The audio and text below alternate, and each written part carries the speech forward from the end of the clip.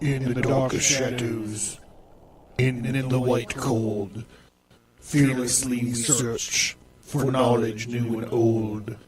We drink the strong spirits and read ancient tomes, the order of the Abercast. We are the brave and bold.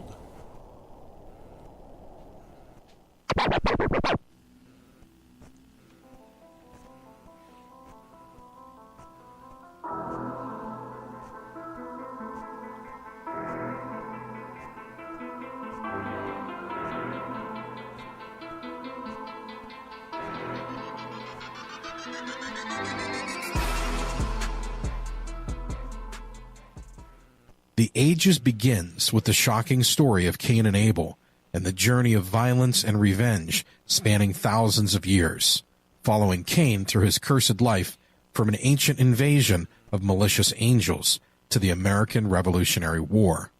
A masterful, compelling journey through time, The Ages delves deep into arcane knowledge, myth, and legend.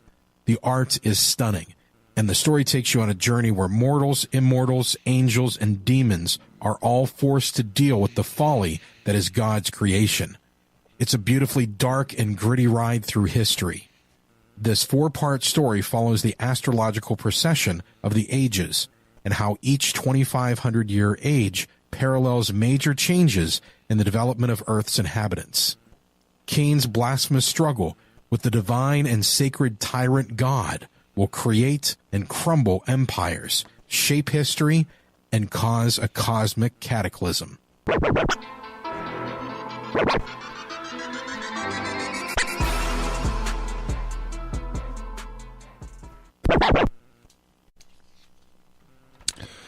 Crowley, 1875 to 1947, has received far more attention than he is worth.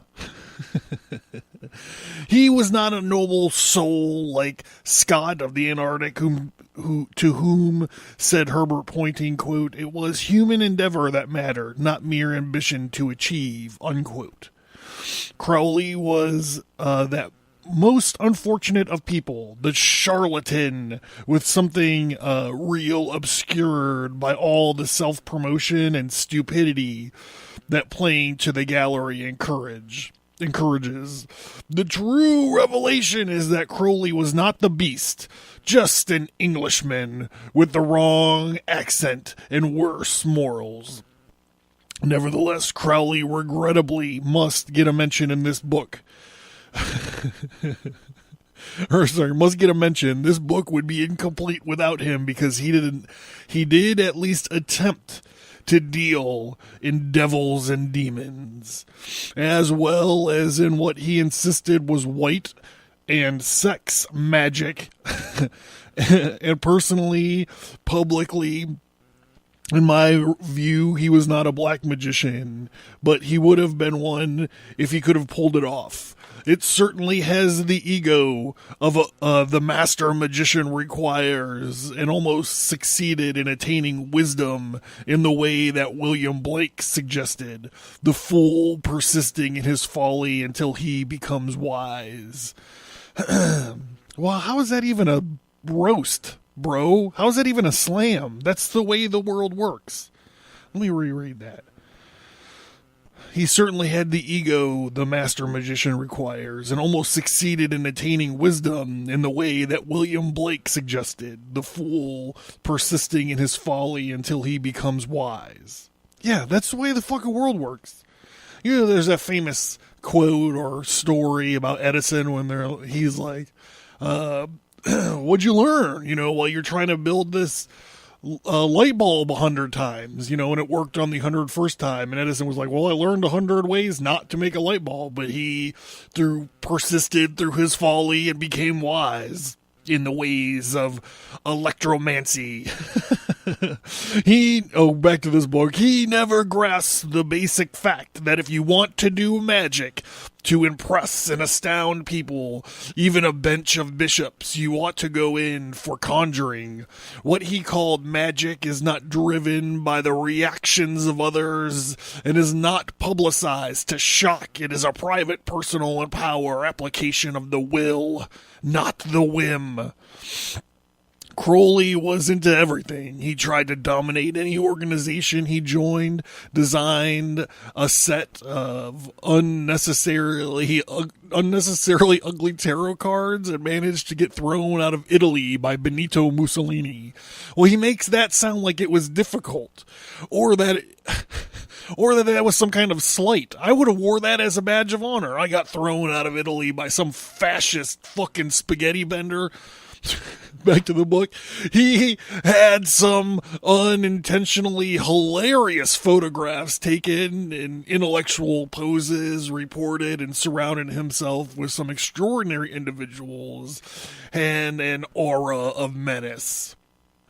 John Simmons, for more interesting character, has done much to establish Crowley's reputation in The Great Beast, 1951, and in The Magic of Aleister Crowley in 58. His former colleague in the Order of the Golden Dawn, Israel Regardi, gives fascinating glimpse into Crowley's, quote, work, unquote, in The Eye in the Triangle, 1970, symbol from Masonry, which Americans will note appears in the adaptation on every back of every dollar bill, courtesy of the Master Mason, George Washington, and his friends. Whew, man. What year was this fucking done? I don't even... Oh, boy. Let's see. 96. So he thinks this guy thinks he's pushing the envelope in 96 with this Mason thing. All right, whatever. This comes from, I felt it unfair. I felt that this would be the greatest chapter to open this, the opening portion of the show with, someone slamming Crowley. So that's this, and this is the best I could find. The complete, book of Devils and Demons by this guy, Leonard R.N. Ashley. So, that's it. That's that. Let's get in. I'm ready to go, man. Let's get into this thing. Let's get going.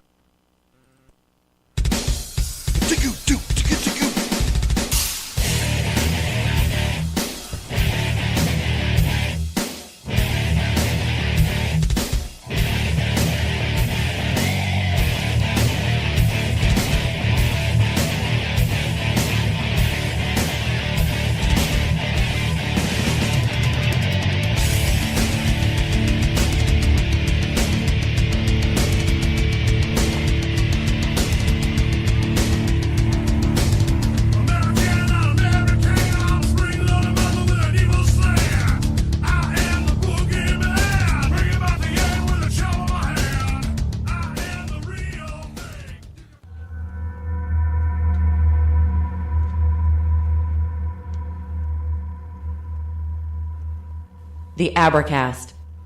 Occult. History. Conspiracy. Violence.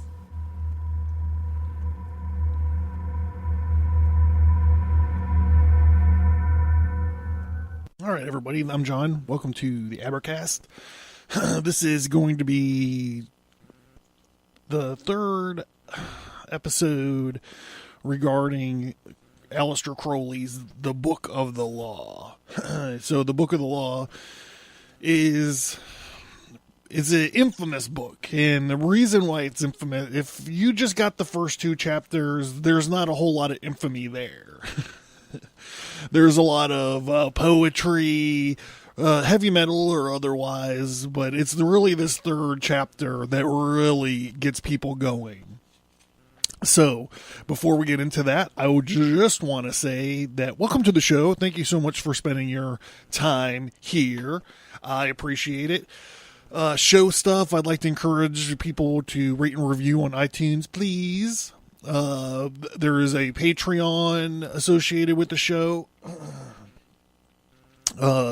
My goal really is a humble one, and all I'm really trying to do at this point is get a Books for Soldiers program revved up. I'm associated with two Books for Soldiers programs already. I just need help paying for shipping, PO boxes, and obtaining books and stuff like that. Come on, guys, wouldn't it be fun to do this with me? Wouldn't it be fun to have a book club for soldiers? I think it would be. So come on, let's get going.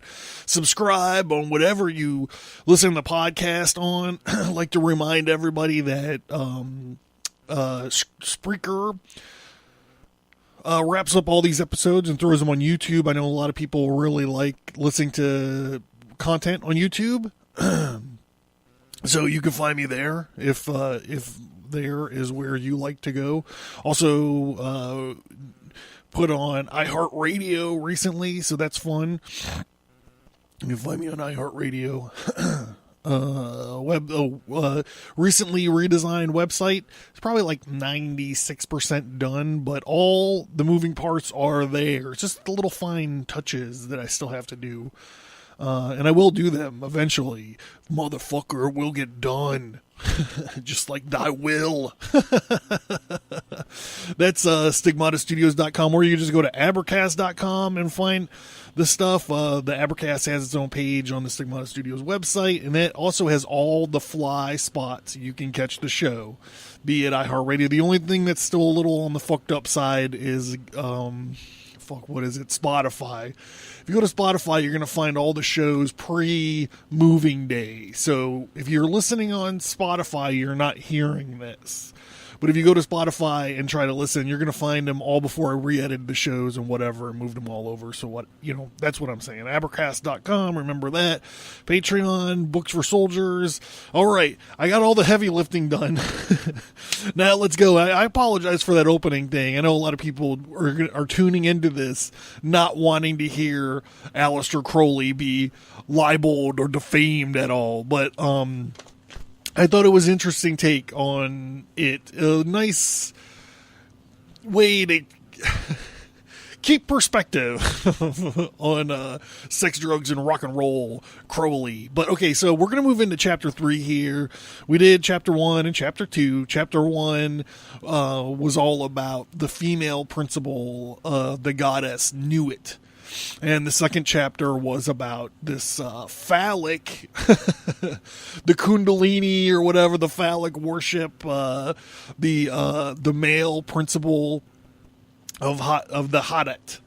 So Nuit is the expanse of the universe. Hadit is like the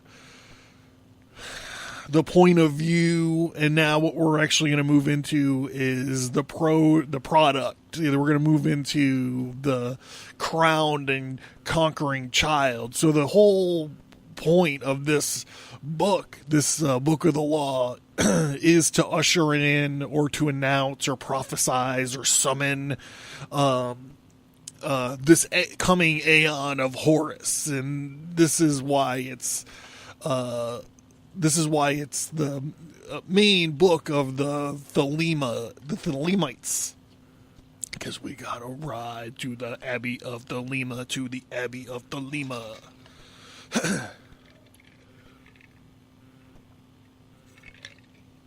So I'm going to get into this chapter 3 right away. But before I do that, I would like to invite you, ladies and gentlemen, this evening, who are along for this ride, no matter where you are. Maybe you're on a recumbent exercise bicycle, or maybe you're sitting in a cubicle or digging a ditch at work. I'd like to invite you to charge up your mason jar. Oh shit.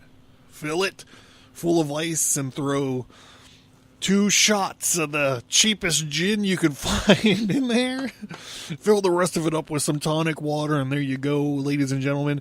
It's not a drink recipe, it's a formula. It's a formula for mass distraction. It's the gin jihad. So here, everybody, let's recite the oath. I'm not going to recite the oath. Actually, one of the first things I want to do with the Patreon thing when I get going and want to do my first round of swag is I'm doing custom-made mason jars with the Abercast oath on them. So they're going to be pretty fresh. So that way, when I tell you guys to charge your glasses, you can fucking actually charge your glasses. It'll be like you're sitting around. We're all drinking together, having a good time, telling stories. But I got to slow down on that one. All right. The Book of the Law, Chapter 3. Abrahadabra, the reward of Ra-Hoor-Khuit. There is division hither homeward, and there is word not known. Spelling is defunct. All is not aught. Beware! Hold! Rise the spell of Ra-Hoor-Khuit. Now let it first be understood that I am the god of war and of vengeance, and I shall deal heartily with them. Choose ye an island and fortify it. Dung it about with enginery of war. I will give you a war engine. With it shall smite the peoples, and none shall stand before you. Lurk, withdraw upon them. It is the law of the battle of conquest. Thus shall my worship be about my secret house. Get the steel of revealing itself. Set it in thy temple. And that temple is already all right disposed. And it shall be your Qibla forever. It shall not fade, but miraculous color should come back to it day after day. Close it in locked glass for a proof of the world. This shall be your only proof. I forbid argument. Conquer. That is enough. I will make easy to you the obstruction from the ill-ordered house in the victorious city. Thou shalt thyself convey it with worship, O prophet. Though thou likest it not, thou shalt have danger and trouble. Ra-Hoor-Khuit is with thee. Worship me with fire and blood. Worship me with sword and with spear. And let the woman be girt with a sword before me.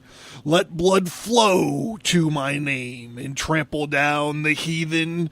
Be upon them, O warrior. I will give you their flesh to eat. Sacrifice cattle, little and big, after a child. But not now. Ye shall see that hour, O blessed beast. And thou, the scarlet concubine of his desire, you shall be sad thereof. Deem not too eagerly to catch the promises, and fear not to undergo the curses. Ye, even ye, know not this meaning all. Fear not at all. Fear neither men nor fates, nor God, nor anything. Money, fear not, nor laughter of the folk folly. Now any other power in heaven or upon the earth shall under the earth. New is your refuge, as Hadit is your light, and I am the strength, force, vigor of your arms. Mercy let be off. Damn them who pity. Kill and torture. Spare not be upon them. That steal they shall call the abomination of desolation. Count well its name, and it shall be to you as 718. Why? Because of the fall of because. That he is not there again. Set upon my image in the east, thou shalt buy thee an image which I will show thee, a special, not unlike the one thou knowest. And it shall be suddenly easy for thee to do this. The other images, groups around me to support me, like all be worshipped, for they shall cluster to exalt me. I am the visible object of worship. The others are secret. For the beast and his bride they are. For the winners of the ordeal X. What is this? Thou shalt know. For perfume, mix meal and honey, thick leavings of red wine, then oil of abralem and olive oil. And afterwards soften and smooth down with rich, fresh blood. The best blood is of the moon, monthly, and then the fresh blood of a child, for dropping from the host of heaven, then of enemies, then of the priest or of the worshippers, last of some beast, no matter what. This burn, of this make cakes, and eat unto me. This hath also other use. Let it be laid before me, and kept thick with perfumes of your orison. It shall become full of beetles, as it were creeping things sacred unto me. These slay, naming your enemies, and they shall fall before you. Let these shall breed lust and power of lust in you at the eating thereof. Also ye shall be strong in war. Moreover, be they long kept, it is better, for they swell with my force all before me. My altar is of open brasswork, burn thereon in silver or gold. There cometh a rich man from the west, who shall pour his gold upon thee, from gold forged steel. Be ready to fly or to smite, but your holy place shall be untouched throughout the centuries. Through with fire and the sword it be burnt down and shattered, yet the invisible house there standeth, and shall stand until the fall of the great equinox, when Homunculus shall arise, and the double-wanded one assume my throne and my place. Another prophet shall rise and bring fresh fever from the skies. Another woman shall awaken lust and worship of the snake. Another soul of God and beast shall mingle in the globed priest. Another sacrifice shall stain the tomb. Another king shall reign, and blessing no longer be poured to the hawk-headed mystical lord. The half of the word of Heru-Ra-Ha, called Hoor-Paar-Kraat and Ra-Hoor-Khuit. Then said the prophet unto God, I adore thee in the song, and I am the Lord of thieves, and I inspire forth speaker of Nuit. For me unveils the veiled sky, the self-slain Ankh-Af-Na Kunsu. These words are truth, and I evoke, I greet thy presence, O Ra-Hoor-Khuit. Unity, uttermost shown, I adore the might of thy breath, supreme and terrible God, who makest the God and death to tremble before thee. I adore thee. Appear on the throne of Ra. Open the ways of Khu. Lighten the ways of Ka. The ways of the Kabab run through to stir me or still me. Let it fill me.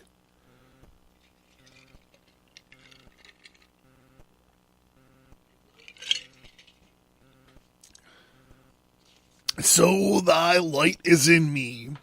It is red flame in a sword, in my hand to push thy order. There is a secret door that I shall make to establish thy way in all the quarters.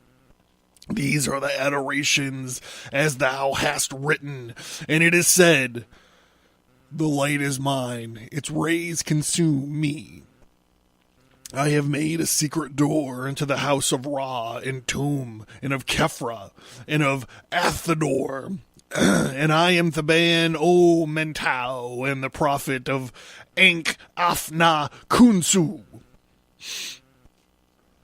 By Bes-Na Moat, my breast I beat, my wise ta neck I weave my spell. Show thy star splendor, O Nuit, bid me with thine house to dwell. O winged snake of light, Hadit, abide with me, Ra-Hoor-Khuit.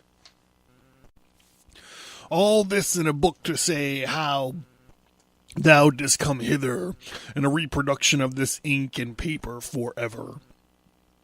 For in it is the word secret, and not only in the English, but thy comment upon this, the book of the law, shall be printed beautifully in red ink, in black upon beautiful paper made by hand, and to each man and woman that thou meetest, were it but to dine or to drink at them, it is the law to give. Then they shall chance to abide in the bliss or no. It is no odds, do this quickly. But the work of the comment, that is easy, the hadit burning in thy heart shall make swift and secure thy pen, and establish at thy Kaaba the clerk house. All must be done well and with business way. The ordeal thou shalt oversee thyself. Save only the blind ones, refuse none. But thou shalt know and destroy the traitors. I am Ra-Hoor-Khuit, and I am powerful to protect my servant. Success is thy proof, and argue not, convert not, talk not over them. Them that seek to entrap me, or to overthrow me, attack them without pity or quarter, and destroy them utterly. Swift as a trodden serpent, turn and strike. Be thou yet deadlier than he, and drag down their soul to awful torment, and laugh at their fear, and spit upon them. Let the scarlet woman beware. If pity and compassion and tenderness visit her heart, if she leave my work to toy with old sweetness, then shall my vengeance be known. I will slay me her child. I will alienate her heart. I will cast her out from men. As a shrinking and despised harlot shall she crawl through dusk-wet streets and die cold and hungered. But let her rise herself in pride, and let her follow me in my way. Let her work the work of wickedness, and let her kill her heart. Let her be loud and adulterous, and let her be covered with jewels and rich garments, and let her be shamed before all men. Then will I lift her to the pinnacles of power. Then will I breed from her a child mightier than all the kings of the earth. And I will fill her with joy, and my force shall she see, and strike at the worship of Nuit. She shall achieve Hadit. For I am the warrior lord of the 40s. The 80s cower before me and are abased. I bring you to victory and joy. I will be at your arms in battle, and ye shall delight to slay. Success is your proof of courage, and your armor. Go on in my strength. And ye shall turn not back for any.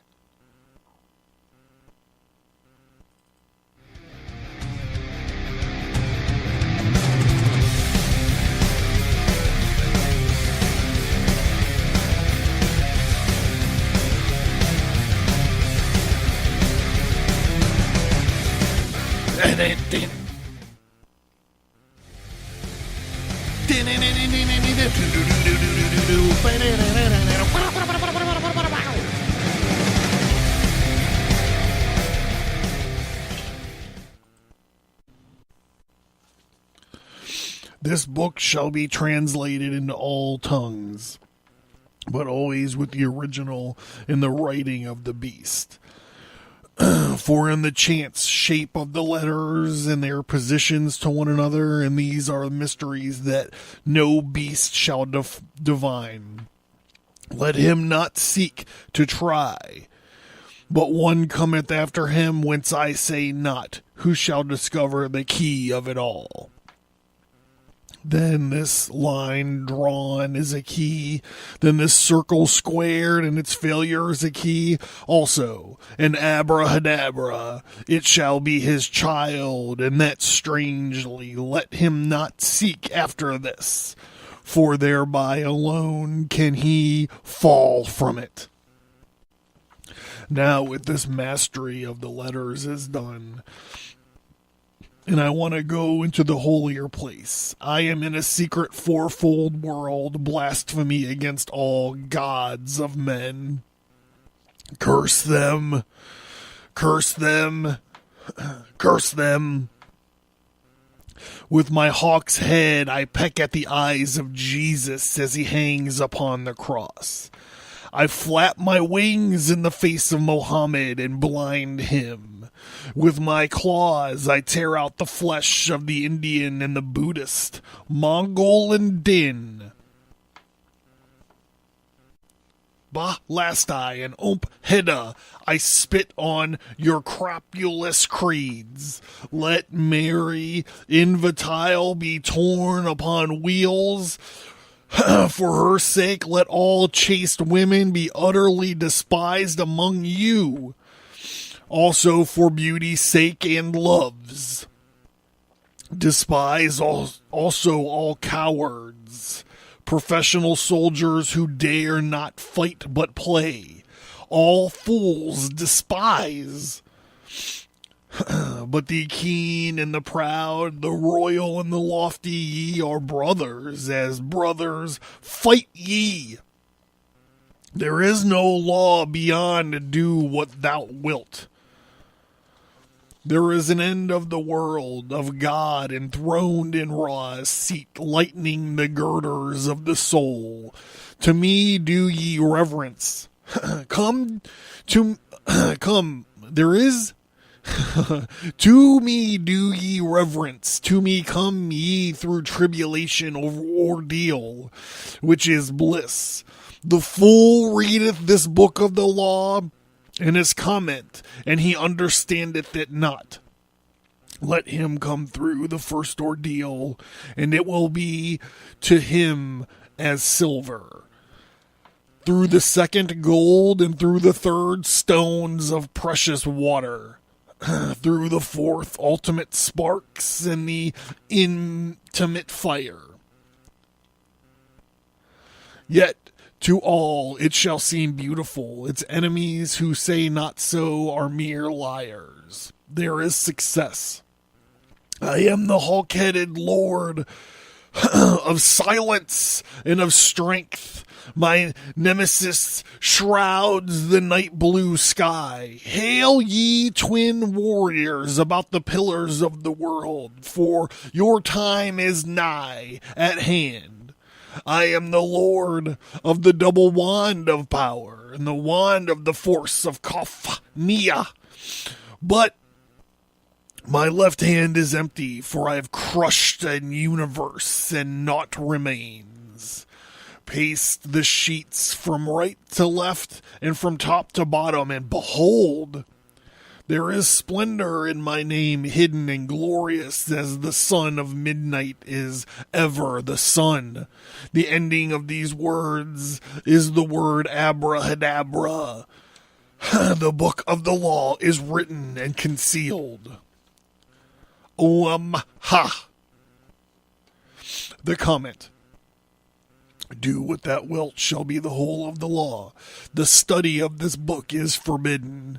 It is wise to destroy this copy after the first reading. Whosoever disregards this does so at his own risk and peril.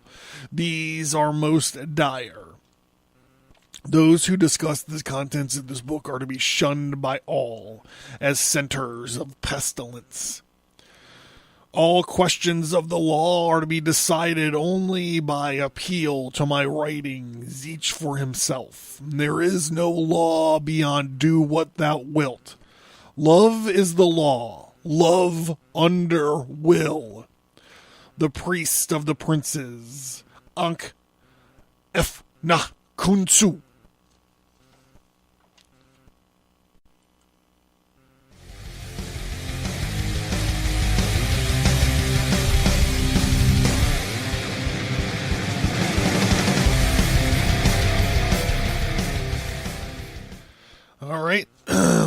Well, I just finished the chapter 3 of the Book of the Law. This was the only chapter I actually got all the way through on the episodes with. I decided to lead with that and then go back and kind of talk about it. So, in the comment actually spells it out, as they touch upon it in this chapter as well, that I, John Towers of the Abercast, am a blasphemer of Ra-Hoor-Khuit. Since I am talking about this book, and I am talking about the texts and the secrets that lie within. But, So, if you listen to the last two episodes, I'm not sure how much I should get into with this stuff, because I don't know if it spells it out. I don't know what, but I'm just going to go ahead and do it. Like, this chapter opens up with Ra-Hoor-Khuit talking to Iowas, who then in turn is relaying this story to the prophet, or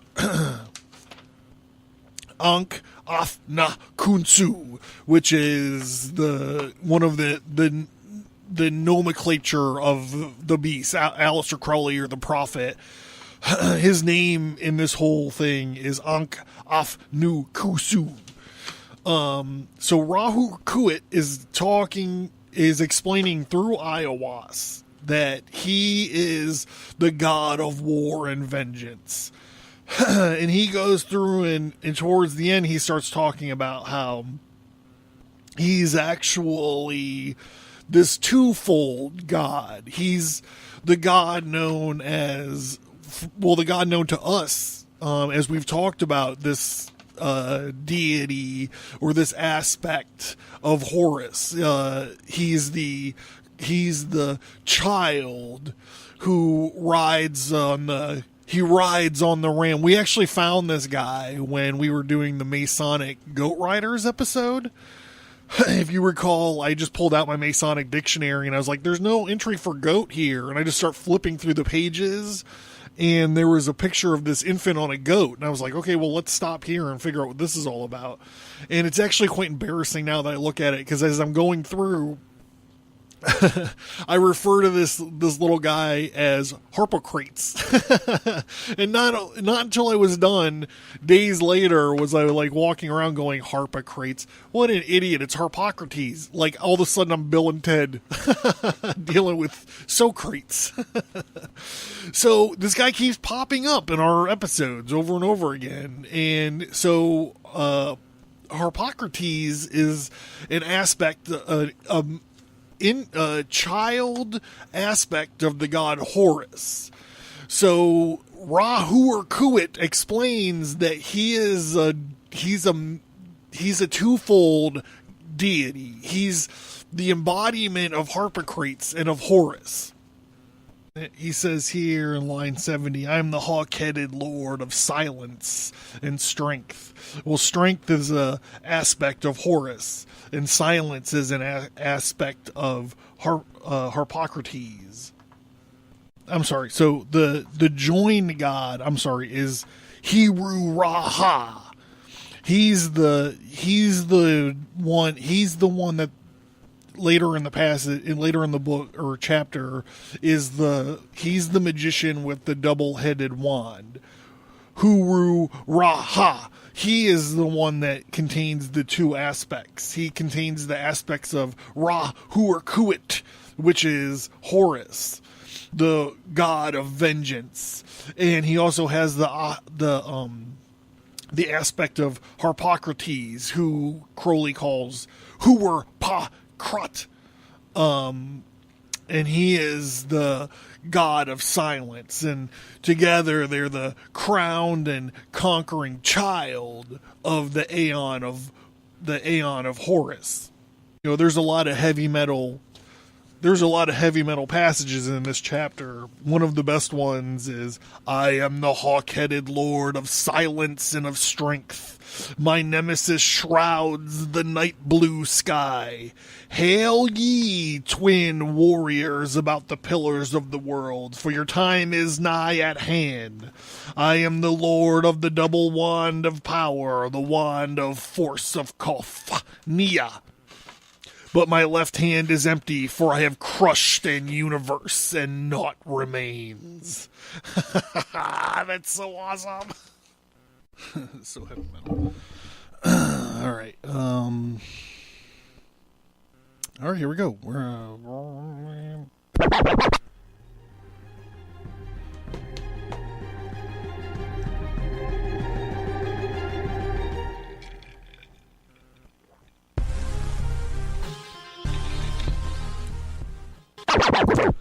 Vienna, 1683. Today is September 11th, 1683. The mighty army of the Ottoman Empire, led by the savage and radical terror troops of the Dar al-Harb, surround the walled city of Vienna and begin a siege to break the golden apple of Europe and kill, enslave, or convert all of its inhabitants. The valiant citizens stand against the tyrannical army with the steadfast leadership of Count Ernst Rudiger von Stromberg, the help of the ever-living rebel Cyrus the Dead Guy, and the hopes of the faraway King Jan Sobieski III and his army of flying hussars. The Vienna 1683 comic is available right now from Stigmata Studios at stigmatastudios.com and on indieplanet.us.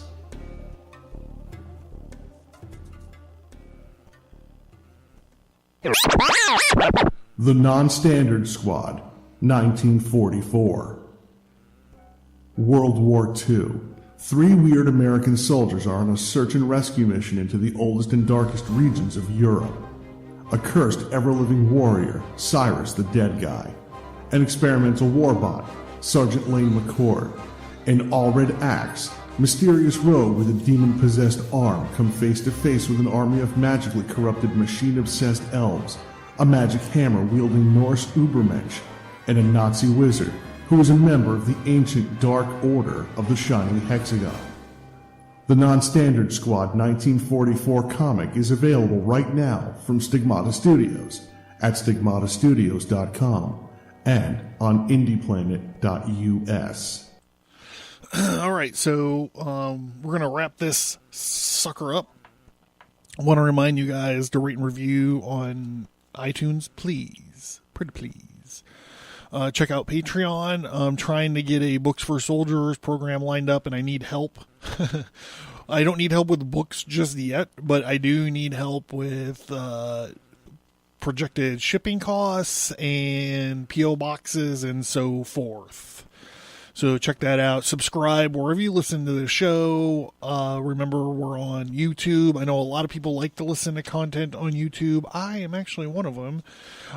So I just wanted to point that out to your attention. You can just search me. You'll find it in the shows.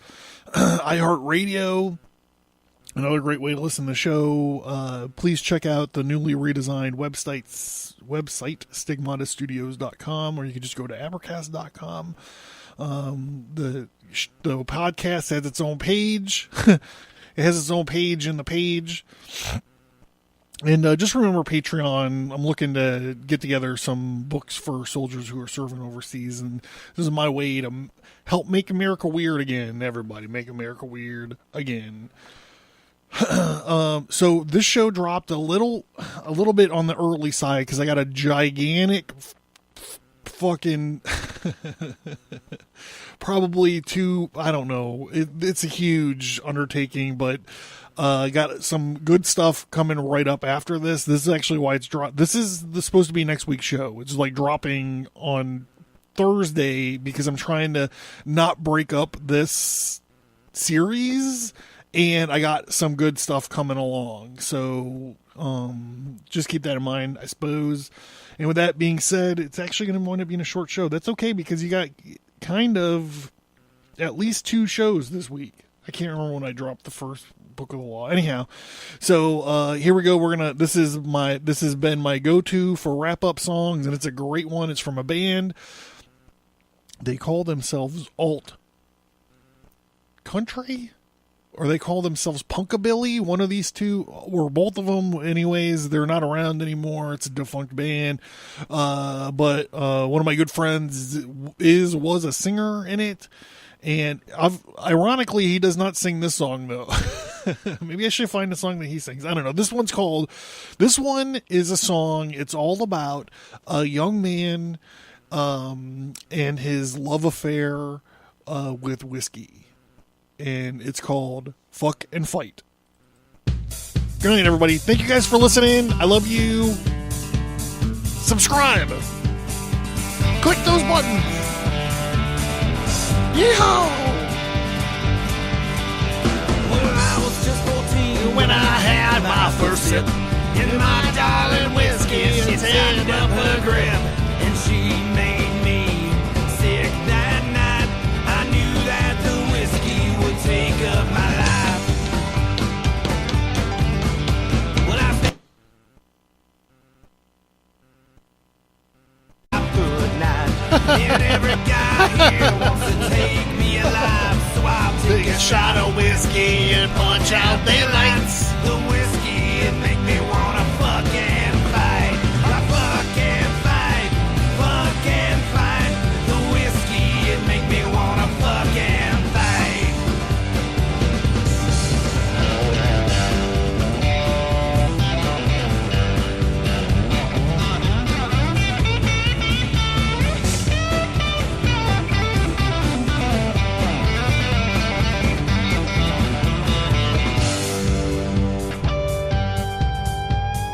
Everyone in here up in this place. Not even the crack of dawn is safe. So I'll take a shot of whiskey and say a good night. The whiskey, it makes me wanna fuck and fight. I fuck and fight, fuck and fight. The whiskey, it makes me wanna fuck and fight. The whiskey, it makes me wanna fuck and fight. The whiskey, it makes me wanna fuck and fight. Yahoo! Yahoo! No, yeehaw! There you go.